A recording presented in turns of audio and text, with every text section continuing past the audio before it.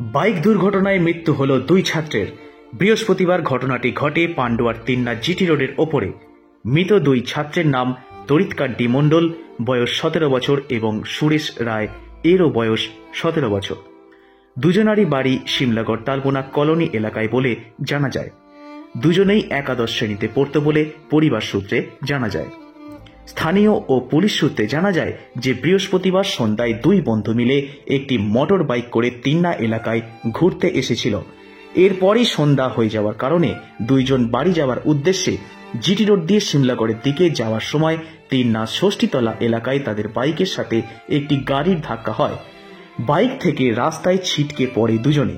তড়িঘড়ি স্থানীয়দের সাহায্যে পান্ডুয়া থানার কর্তব্যরত অফিসার বিশ্বজিৎ রায় তাদেরকে উদ্ধার করে এবং পান্ডুয়া গ্রামীণ হাসপাতালে নিয়ে এলে চিকিৎসক দুজনকেই মৃত বলে ঘোষণা করে। এমন ঘটনার ফলে সিমলাগড় তালবোনা কলোনি এলাকায় শোকের ছায়া নেমে এসেছে।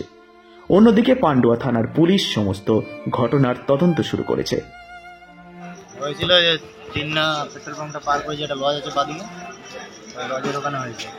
রাস্তা জাম দেখলাম, তো আমি এগিয়ে গেলাম, দেখছি এরকম দুটো বাইক অ্যাক্সিডেন্ট হয়েছে, ওই স্পট হয়ে গেছে।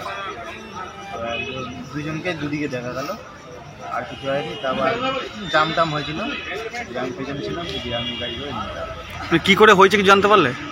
গাড়িতে বড় গাড়িতে নাকি আছি। এরা কিসে ছিল?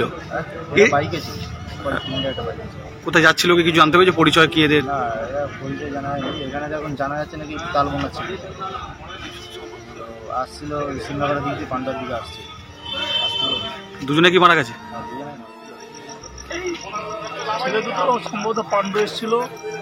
এবার বিকেলবেলা বাড়ি ফেরার পথে রাজলক্ষ্মী যে লজটা রয়েছে ওর সামনে একটা মারুতি আপনার ওই স্করপিওর সঙ্গে একটা ধাক্কা লেগে স্পট ডেড হয়ে যায়।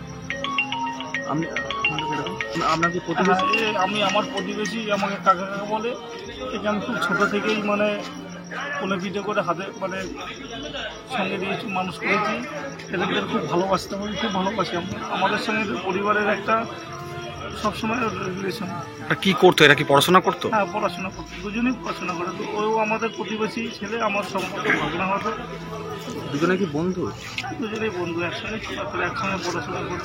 আজকে কোথায় বেরিয়েছিল? কথা আজকে এখন অল্প বয়সের ছেলে, কলেজ স্কুলের ছেলে, তো বলবো তো বলে বেরো না। তবে শুনেছি পান্ডুয়ায় যে মিষ্টির দোকান রয়েছে ওখানে এগরোল খেয়েছে, এটা শুনলাম। ওখান থেকে বাড়ি যাচ্ছিল, তারই মধ্যে এরকম একটা দুর্ঘটনা ঘটে গেছে। সুমন চক্রবর্তীর সঙ্গে সৌভিক মুখার্জির রিপোর্ট, নিউজ 24 বাংলা।